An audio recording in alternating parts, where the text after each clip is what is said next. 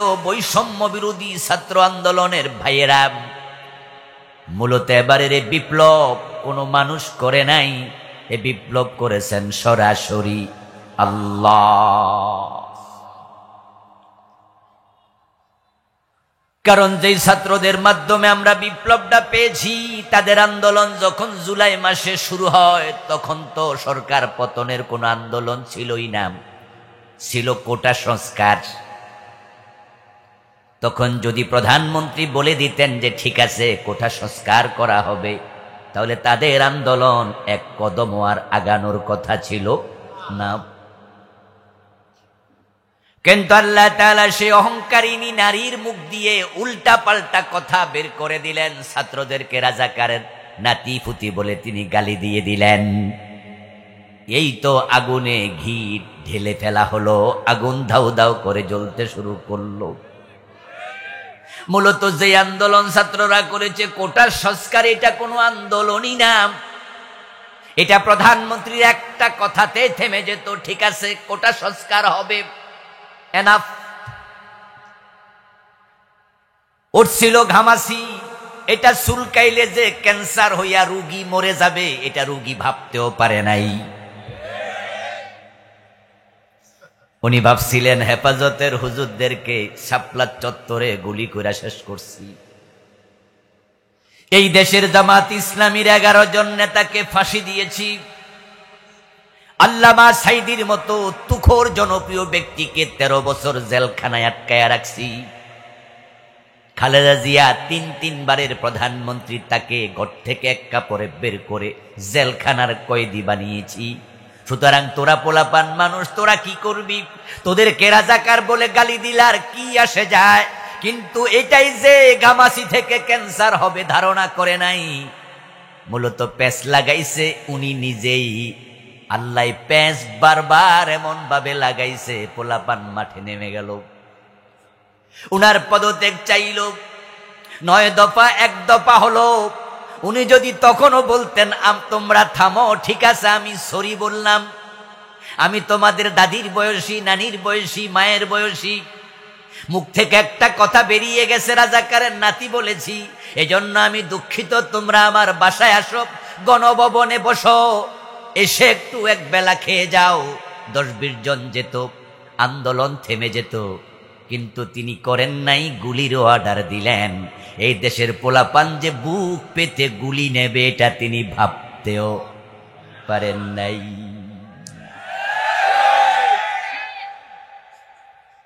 যেখানে আপনারা দেখেছেন অক্টোবরের 28 তারিখে, গত অক্টোবরের 28 তারিখে সামান্য কয়েকটা ককটেল ফোটার পরে বিএনপির বিশাল সমাবেশের লোকগুলো তছনছ হয়ে পালিয়ে গেল। উনি ভাবছিলেন কয়েকটা ককটেল ফুটাইয়া যদি বিএনপির মতো এত বড় দল ওদেরকে দৌড়াইয়া পালানো যায়, তাহলে পোলাপান 2-4টা গুলি দিলে পালিয়ে যাবে। কিন্তু না না, এবার আবাবিলের মতো আল্লাহ রাস্তায় নামায়া দিলেন।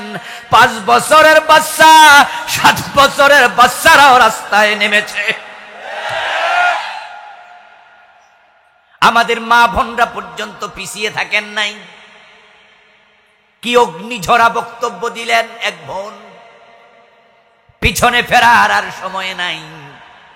সামনে স্বাধীনতা, পিছনে পুলিশ, মনে আসেনি? পিছনে পর ফেরার সুযোগ আর নাই, এবার সামনে যেতে হবে। আরেক বোন ঢাকা বিশ্ববিদ্যালয়ের প্রফেসর তো বললেন, কয়জন মারবা? 1 জন মারবা 10 জন আসবো, 10 জন মারবা 100 জন আসবো, আর থামাতে পারবা না। তাই হয়েছে, 2000-এর মতো হত্যা করেছে। ছাত্র জনতা ঘরে ফিরে নাই। তাদের কলবের মাঝে আল্লাহ এমন সাহস দিয়েছে, 10,000 মারলেও ঘরে ফিরত না।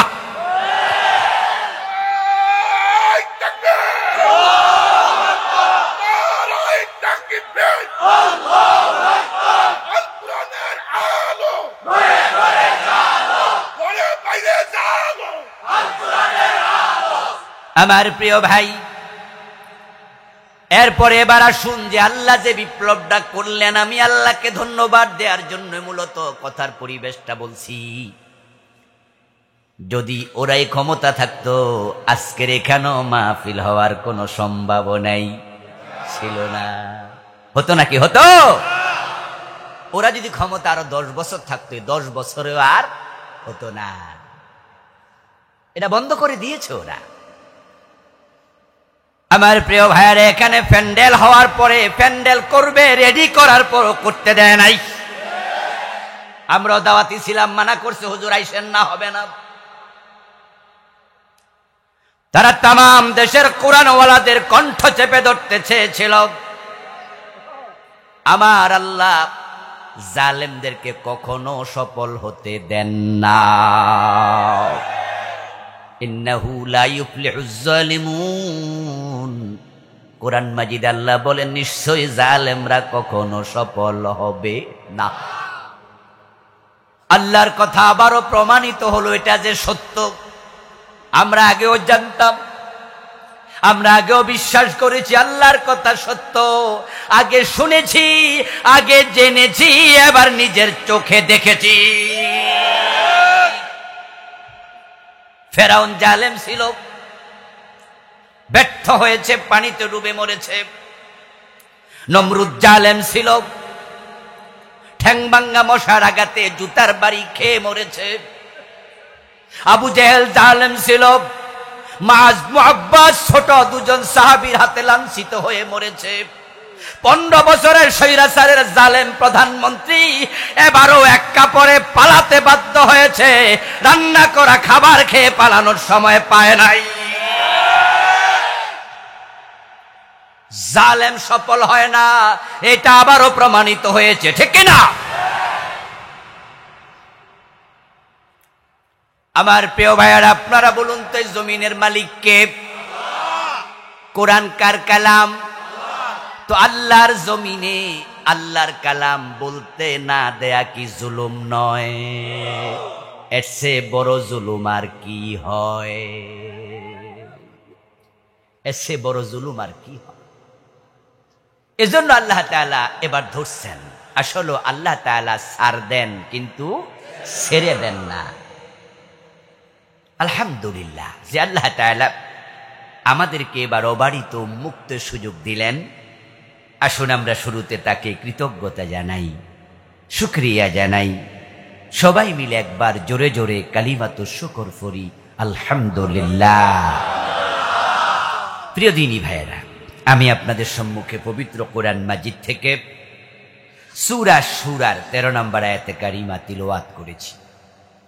প্রিয় নবীজি সাল্লাল্লাহু আলাইহি ওয়াসাল্লামের পবিত্র মুখ অনুসৃত সহিহ বুখারীতে উদ্ধৃত ছোট ছোট 3খানা হাদিস পাঠ করেছি। আংশিক আল্লাহ তাআলা তৌফিক দান করলে এখান থেকে কিছু কথা বলবো ইনশাআল্লাহ। সূরা শুরার 13 নম্বর আয়াতে কারিমাতে আল্লাহ তাআলা বলছেন যে, হে উম্মতে মুহাম্মাদি, শারা'a লাকুম মিনাদ-দীন, তোমাদের জন্য এমন একটি জীবন ব্যবস্থা প্রণয়ন আল্লাহ করলেন। মা ওয়াসা বিহি নূহা, যে বিষয়ে তিনি নূহ নবীকে অর্ডার করেছিলেন। ওয়াল্লাযী আওহাইনা ইলাইক, ও প্রিয় নবী, শুধু নূহকে নয়, আমি আপনার কাছেও একই বিষয়ে ওহী নাজিল করেছি। ওয়ামা ওয়াসাইনা বিহি ইব্রাহিমা ওয়া মূসা ওয়া ঈসা, ওই বিষয়ে আমি ইব্রাহিম, মূসা এবং ঈসাকেও নির্দেশ দিয়েছি। এখানে মোট 5 জন নবীর আলোচনা আল্লাহ তাআলা করলেন, করে বলেন, উম্মতে মুহাম্মাদি, ওই দায়িত্বটা আমি তোমাদেরকে দিলাম। নবী মুহাম্মদ যা পালন করেছে, নবী মূসা তাই করেছে, নবী ঈসা, নবী নূহ, নবী ইব্রাহিম একই কাজ করেছে। ওই কাজটা উম্মতে মুহাম্মাদি আল্লাহ তাআলা বলছেন তিনি তোমাদেরকে দিলেন, আমাদেরকে দিলেন। এখানে 5 জন নবীর আলোচনা করে মূলত আল্লাহ তাআলা বুঝালেন সকল নবীর কাজ এটাই ছিল। কোরআনে তো সব নবীর নাম ধরে আলোচনা নাই, মাত্র 25 জনের নাম এসেছে, অথচ নবীর সংখ্যা তো হাজার হাজার। অগণিত অসংখ্য নবী, নাম আসছে মাত্র 25। এখানে এক আয়াতে আসলো 5 জনের আলোচনা। নূহ আলাইহিস সালামকে দিয়ে আলোচনা শুরু, নবী মুহাম্মদকে দিয়ে শেষ। বুঝালেন এর মাঝখানে যত নবী আছে এই দায়িত্ব থেকে একজন নবীও খারেজ নন। সব নবীকে আমি যে দায়িত্ব দিলাম ওই দায়িত্ব আমাদেরকে তিনি দিলেন।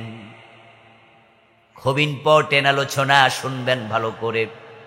নবীগণ যা করেছেন উম্মত তা করবে। নবীকে অনুসরণ করা উম্মতের জন্য নফল না ফরজ? ফরজে কিফায়া না ফরজে আইন? নবী করেন যাহা উম্মত করবে তাহা। নবী যাহা বলেন উম্মত তাহাই বলবে। নবীর চিন্তা চেতনা কথন বলন চলন সব কিছু উম্মতের জন্য আদর্শ। নবী হলেন উম্মতের জন্য মডেল। উম্মত হলো নবীদের অনুসারী। নবী যেই হাতে খেয়েছে উম্মত সেই হাতে খাবে। নবী যে কাতে ঘুমাইছে উম্মত সেই কাতে ঘুমাবে। নবী যেই পা দিয়ে মসজিদে ঢুকেছেন উম্মত সে পা দিয়ে মসজিদে ঢুকবে। নবী যেভাবে নামাজ শুরু করেছেন উম্মত সেভাবে নামাজ শেষ করবে।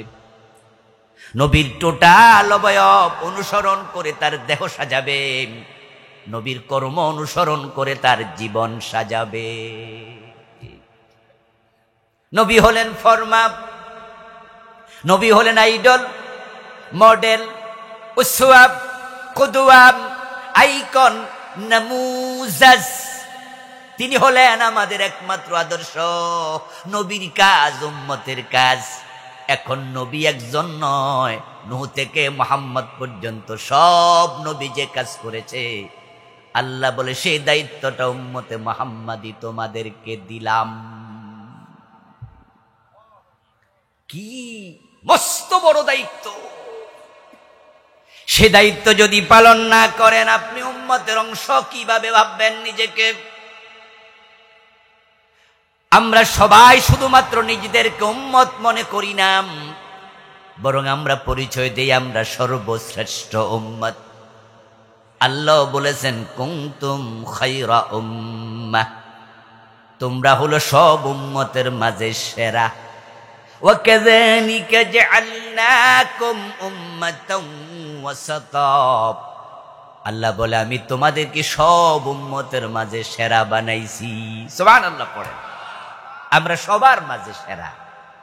সবার মাঝে যে সেরা তার দায়িত্ব হবে সেরা, এটা তো স্বাভাবিক। যে বড় হয় তার দায়িত্ব বেশি হয়, আর দায়িত্ব পালনে যখন ব্যর্থ হয় সাজাটাও বেশি হয়। মেম্বার যদি সরকারি আমানতে তসরুফ করে, মেম্বারকে যে দায়িত্ব সরকার দেয়, রাস্তার ছোটখাটো ব্রিজ কালভার্ট যেগুলোর বাজেট হবে 5.5 লাখ 7 লাখ 10 লাখ, এমন দায়িত্বগুলো মেম্বার পায়। বাজেটটা যখন 15 লাখ 20 লাখ 30 লাখ হয় এগুলো চেয়ারম্যান পায়। বাজেট যখন 1 কোটির বেশি হয়ে যায় তখন এটা চেয়ারম্যানকে দেয়া হয় না, এটা এমপি সাহেবের থাকে।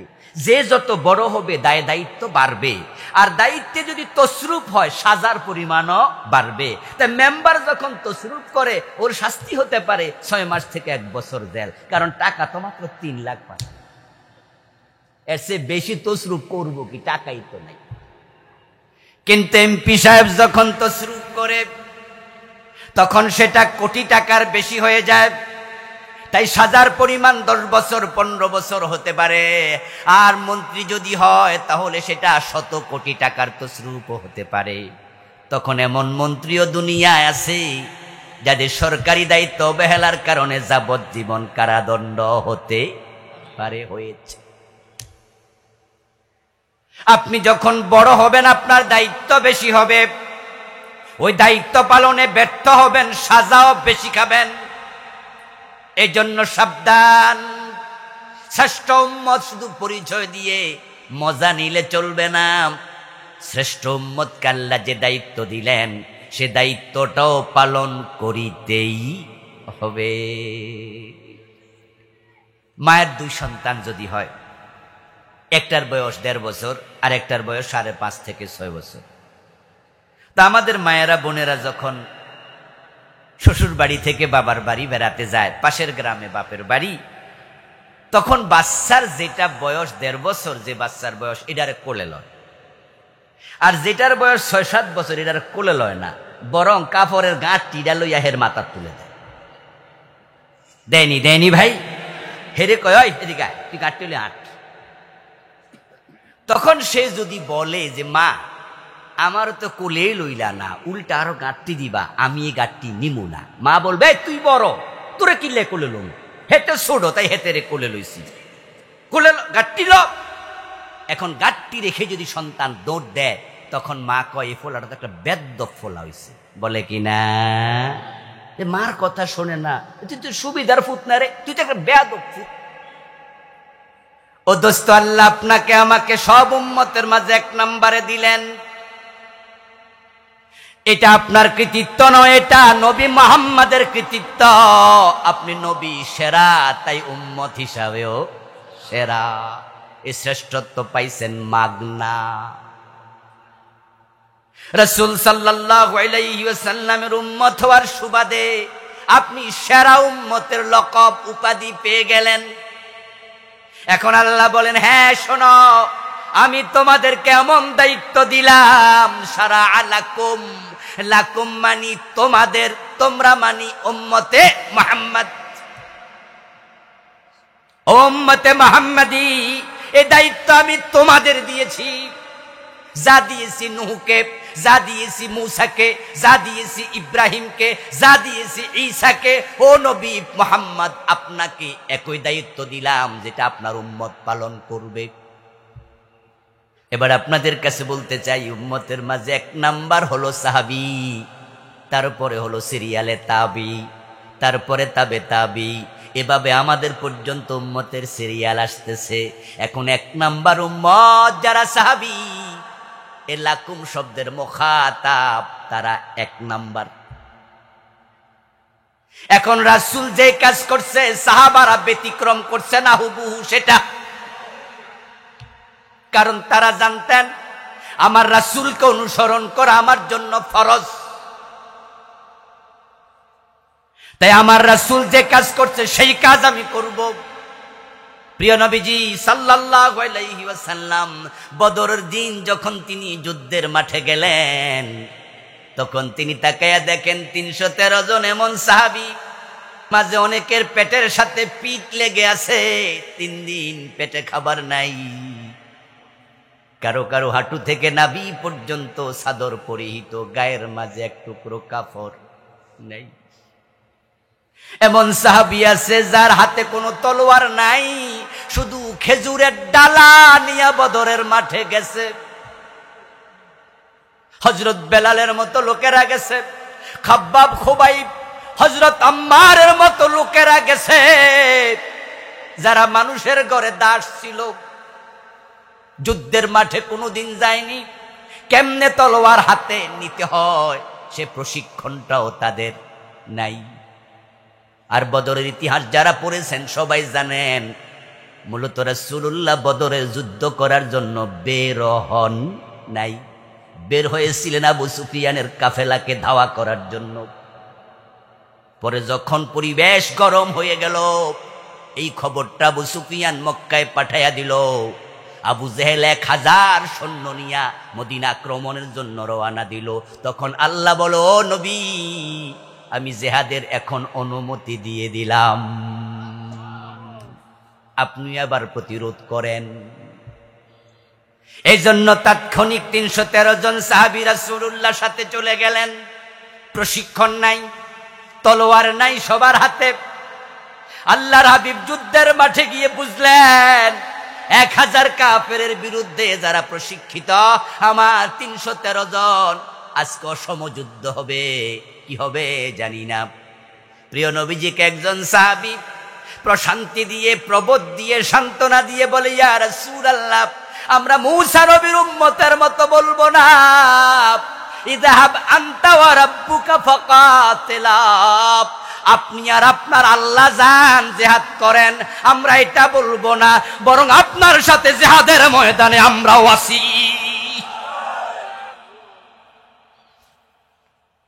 আমরা আপনার সামনে থাকবো, আপনার পিছনে থাকবো, আপনার ডানে থাকবো, আপনার বামে থাকবো। সুবহানাল্লাহ পড়েন। নবী মূসা আলাইহিস সালামকে তার উম্মত বলেছিল, ইযহাব আনতা ওয়া রাব্বুকা ফাকাতিলা ইন্না হাহুনা কাঈদুন।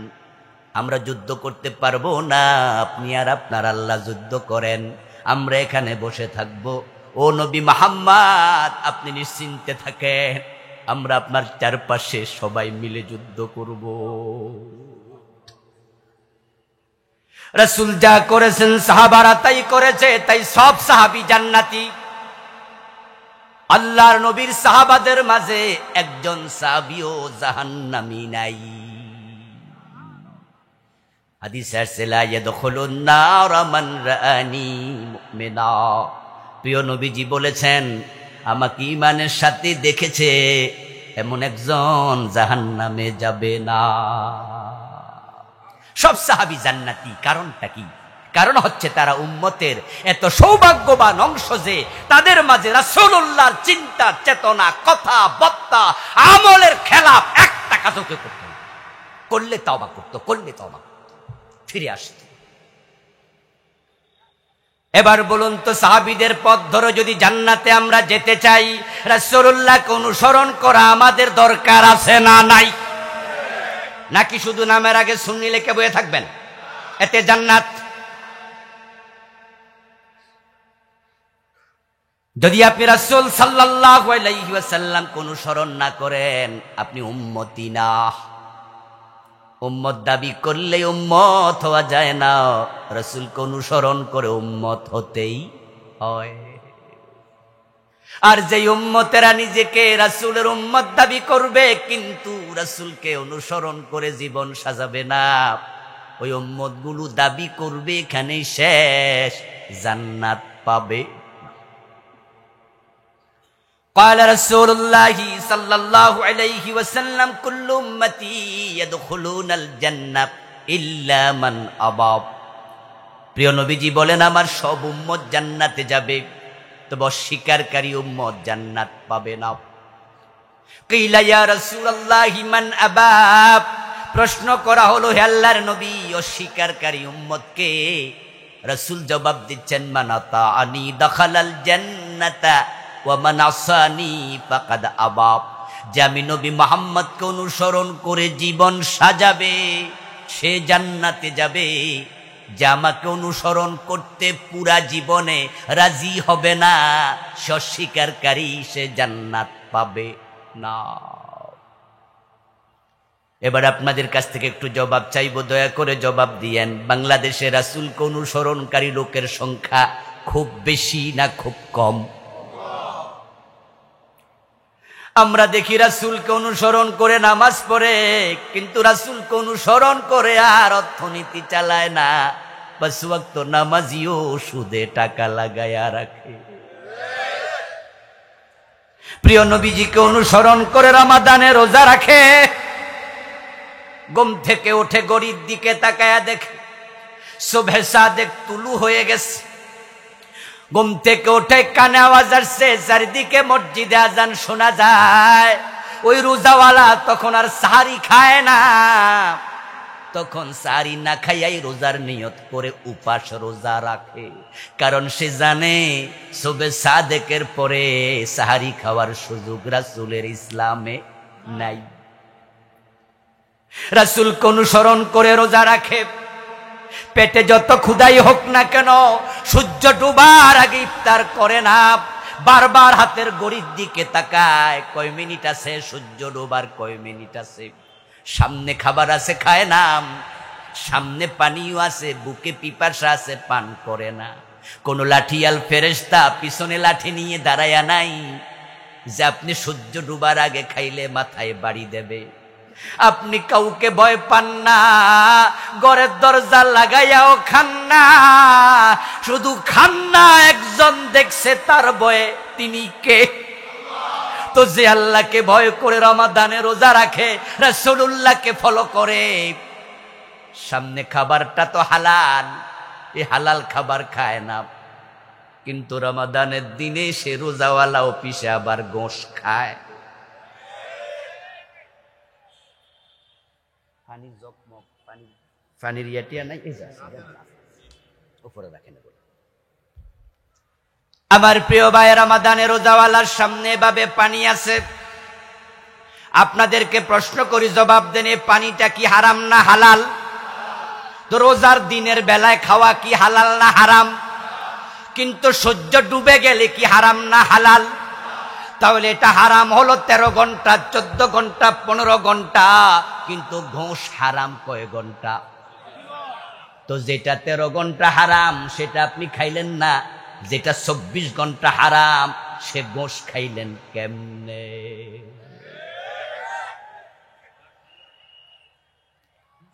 ও প্রিয় ভাইরা, রাসূলকে অনুসরণকারী খুব কমে গেল। আজকের মাহফিল বোনের হক দেয় না। বাবা মরে গেছে 7 বছর 5 বছর আগে, মা মরে গেছে, বোনের জমিন আটকায়া রাখছে জোর কইরা। এমন ভাই আজকেও 2-4 জন এখানে আছে না নাই? তো রাসূলকে না মানলে তার মুখে দাড়ি কেন? রাসূলকে না মানলে তার মাথায় টুপি কেন? রাসূলকে ভালো না বাসলে আজকের মাহফিল উপস্থিত কেন? ভালোবাসে মানে তবে সে বড় সুবিধাবাদী। রাসূল মানে ততক্ষণ সুবিধা আছে। এই যে তুমি সুবিধা মতো রাসূলকে মানলা, আমার আগের ওয়াইজিন হেফজু ভাই বলেছে, আমি আসতে আসতে শুনেছি আমাদের দেশে এমন নামাজি আছে, নামাজও পড়ে, ধর্ম নিরপেক্ষ রাজনীতিও করে, ঠিক কিনা? নামাজ পড়ে, পুঁজিবাদী অর্থনীতি ফলো করে। মসজিদে হুজুর যখন আল্লাহর আইনের কথা বলে, আল্লাহর আইনে মসজিদ চলবে, সব মুসল্লি কয় জি। আল্লাহর আইনে মসজিদের নামাজ, রোজা, হজ, যাকাত সব চলবে, সব মুসল্লি কয় জি।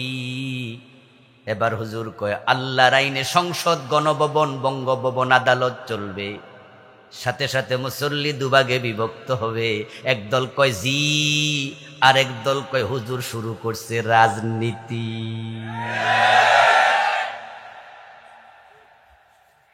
তাহলে তারা আল্লাহর আইন মানতে রাজি হয় নিজের নির্দিষ্ট অংশে সুবিধাবাদের জায়গায়। যারা সুবিধা মতো আল্লাহকে মানে, রাসূলকে মানে, তারা আল্লাহর গোলাম না, রাসূলের উম্মত না, তারা নফসের গোলাম।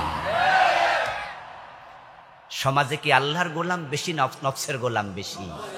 এজন্য রাসূলের উম্মত জাহান্নামীও হবে বেশি। উম্মত ৭৩ দল, জান্নাতি মাত্র 1 দল, জাহান্নামী ৭২। উম্মত দাবি করলে জান্নাত পাওয়া যায় না রে ভাই, উম্মতের মাঝে জাহান্নামী হবে ৭২ দল। قال رسول الله صلى الله عليه وسلم تفترق امتي على 73 ملة كلهم في النار الا واحدا। রাসূল বলে আমার উম্মত হবে ৭৩ দল, জান্নাতি হবে মাত্র 1 দল। এখন জান্নাতে যেতে হলে সেই 1 দলের ভিতরে ঢোকার প্রয়োজন আছে না নাই? জান্নাতি দলে যাওয়া দরকার আছে কিনা? কেমনে যাবেন? আপনি তো কইছেন আমি কোনো দলই করি না। বিশেষ করে পীর বুজুর্গ পাওয়া যায় এমন কিছু, ঠিক না? আমাদের দেশের অসংখ্য পীর আছে, ওনারা কোনো দলই করে না।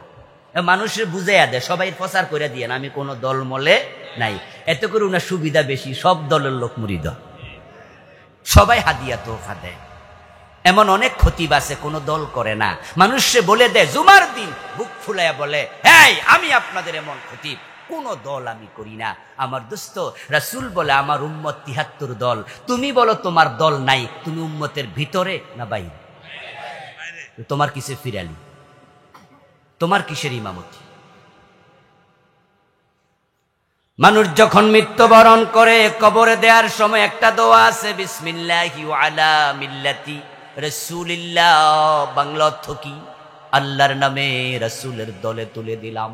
বিসমিল্লাহি, আল্লাহর নামে, ওয়া আলা মিল্লাতি রাসূলিল্লাহ, এবং রাসূলুল্লাহর দলে। তো রাসূলের দল আসেনি? আওয়াজ করে বলেন না, রাসূলের দল আছে না নাই? তো এই হুজুর তো এইটাও কয় নাই যে আমি রাসূলের দল করি, আল্লাহর দল। উনি তো এই কথাটাও বলতো না, বলতো আমি দলই করি না। এখন যেই হুজুর, যেই পীর, যে খতিব বলে আমি দল করি না, ওই হুজুরকে কবরে দেওয়ার সময় দোয়াটা পড়া ঠিক হইব না নতুন দোয়া বানাইতে হইব? কি মুসিবত! আর আমরা যদি এই দোয়া ফরিও, যে ব্যক্তি জীবনে থাকতে বেছে রাসূলুল্লাহর দলে ছিল না, মরার পর রাসূল তার মরা লাশ গ্রহণ করবেন না।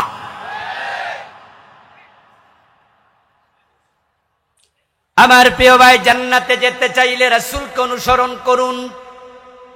এখন আল্লাহ বলছেন আমি সব নবীকে যে দায়িত্ব দিলাম, সে দায়িত্বটা কি এবার শুনুন।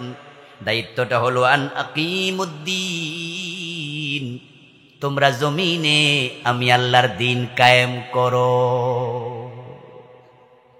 দায়িত্ব হলো ইকামতে দিন, আমাদের দায়িত্ব হলো ইকামতে দিন। আমি আবার বলছি, তারপরে আপনাদের মুখ দিয়ে বলাবো, আমি শুনবো, আল্লাহকে ফেরেশতাদেরকে শোনাবেন। আল্লাহ সূরা আশ-শূরার 13 নম্বর আয়াতে বলে আন আকিমুদ্দিন, তোমাদের দায়িত্ব দিয়েছি, দায়িত্বের নাম ইকামতে দিন। এবার আপনারা বলুন তো উম্মতের দায়িত্ব কি? সবাই বলেন দায়িত্ব কি? বলেছেন কে? সূরা আশ-শূরা আয়াত নাম্বার 13। আমি বাড়ি থেকে আসার সময় তো বানাইয়া আনি নাই, এটা আল্লাহর কোরআনের আয়াত। আল্লাহ বলে দায়িত্ব আমি তোমাদেরকে দিয়েছি।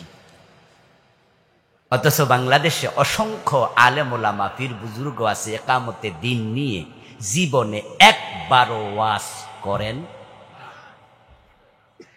বরং ইকামতে দিন নিয়ে যারা ওয়াজ করে এটাকে রাজনীতি বানাইয়া ছেড়ে দেয়, বরং ওরা তো রাজনৈতিক বক্তব্য।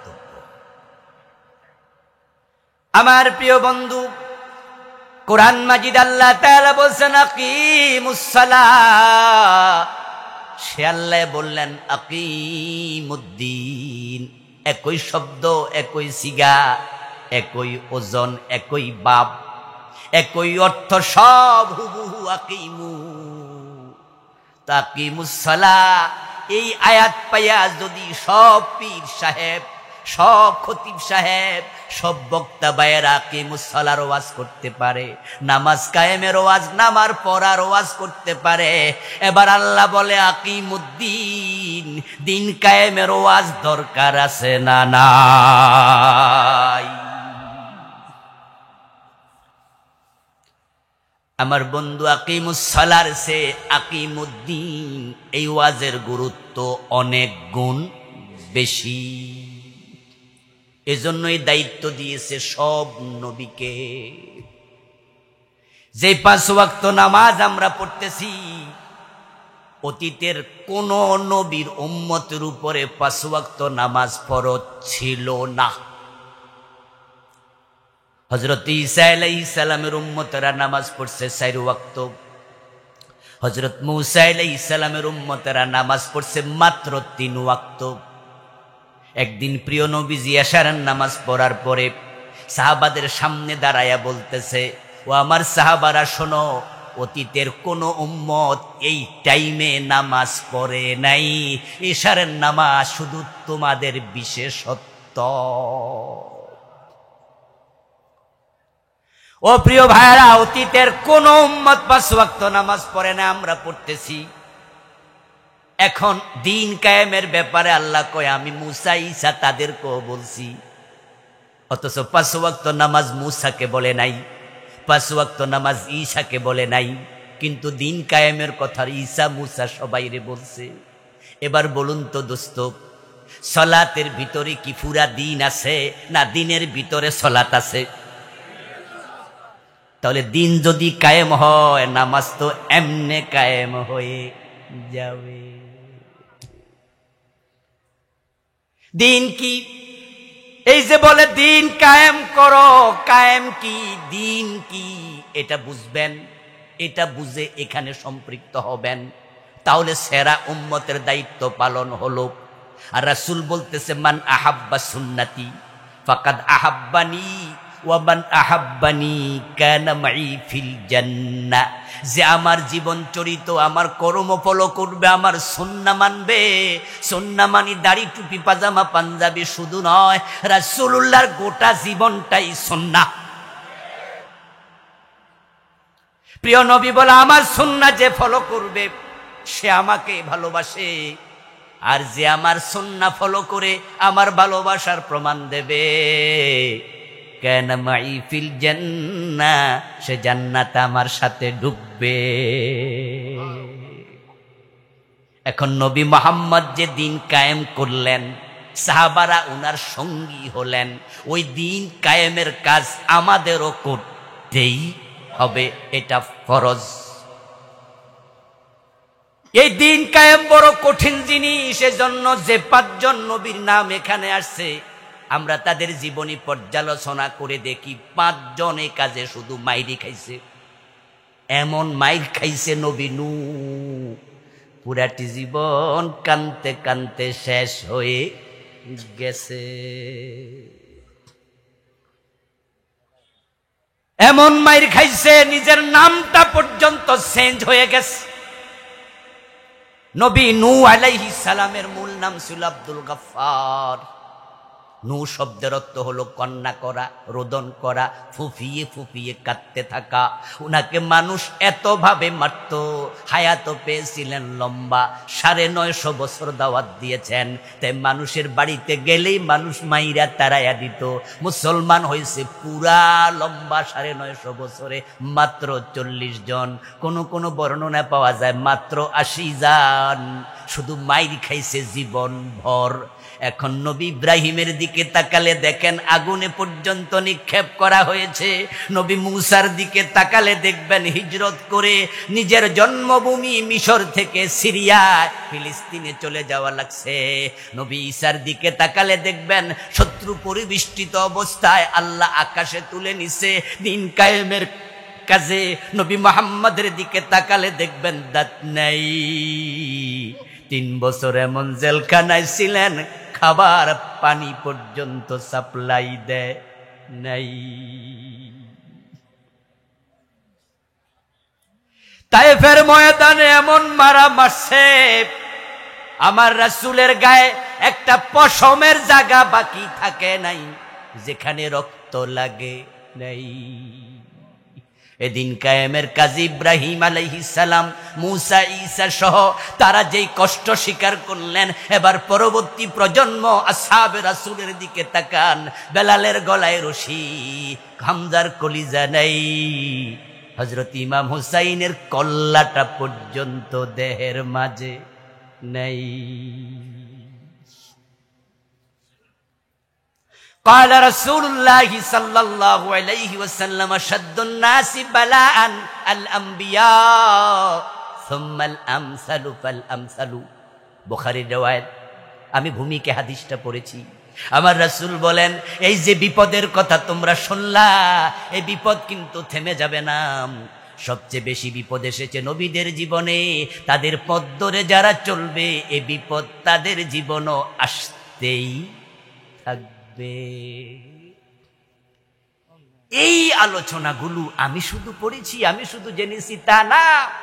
সূরা সূরা শেষ না করে মাওলানা হয় না, মুফতি হয় না, ফকিহ হয় না, পীর বুজুর্গ যারা আছে, ইমাম খতিব, সবাই সূরা সূরা পড়েছে।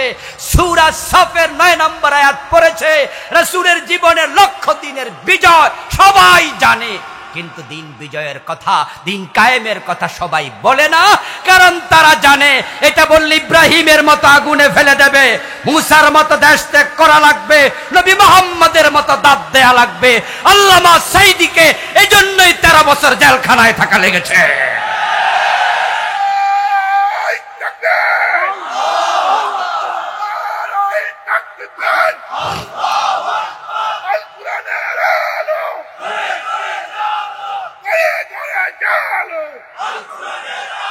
আমার প্রিয় ভাই, দিন কায়েম বড় কঠিন কাজ। কারণ দিন মানে তো ইসলাম। দিন মানে কি? আল্লাহর কাছে দিন আছে কয়টা? আলেম ওলামা ভাইয়েরা একটু বলুন না, দিন কয়টা? ওই দিনটার নাম কি? ইন্নাদ-দীনা ইনদাল্লাহিল ইসলাম। আল্লাহর কাছে দিন একটা, সেটা হলো ইসলাম। তাহলে দিন কায়েম করো মানে ইসলাম কায়েম। তাকিমুস-সালার ওয়াজ সব হুজুর করলো, আকিমুদ্দিনের ওয়াজ কেন করলো না? কারণ আমাদের আলেম উলামারা পীর বুজুর্গরা হিসাব করে দেখছে যে আকিমুস-সালাহ কইলে কেউ মাইরি খায় না। রোজার ওয়াজ করুক, নামাজের ওয়াজ করুক, বেনামাজি পর্যন্ত মাথা লাইরা কয় ওয়াজ ঠিক আছে, নামাজ পড়ি না এটা আমার দোষ, হুজুরের কোনো দোষ, ওয়াজ ঠিক। কিন্তু যেই দিন কায়েমের ওয়াজ করবেন তখন চালাক মানুষেরা বুঝালায় দিন যদি কায়েম হয় চুরি করলে হাত কাটা শুরু হবে, তাই চোরের গায়ে লাগিয়া যায়, আগুন জ্বলতে থাকে। দিন যদি কায়েম হয় মদ খেলে 80 বেদ দেয়া হবে, এলাকার মদের বিক্রেতারা, মদের গ্রাহকেরা তারা ভাবে পিঠের চামড়া থাকবে না।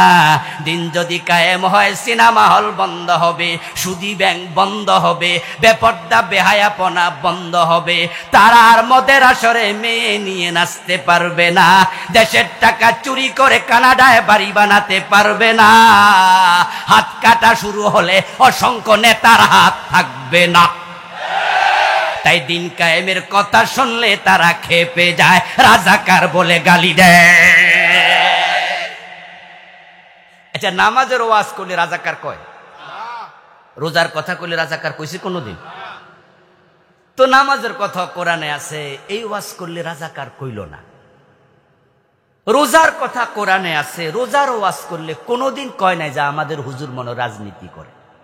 হজের ওয়াজ করলে কোন মুসল্লি জীবনও ভাবে নাই এই হুজুর আজকে রাজনীতির ওয়াজ করছে। কিন্তু যেই দিন কায়েম বলছে তখন কানা ন্যাংরাও মাঝে মাঝে কয় হুজুর কিছু একটা বুঝাইতেছে, কেমন কেমন যেন লাগতেছে। আচ্ছা, আপনারাই বলুন তো, যেই কোরআনে আছে নামাজ, যেই কোরআনে আছে রোজা, দিন কায়েমের কথা তো সেই কোরআনে আছে, ঠিক কিনা?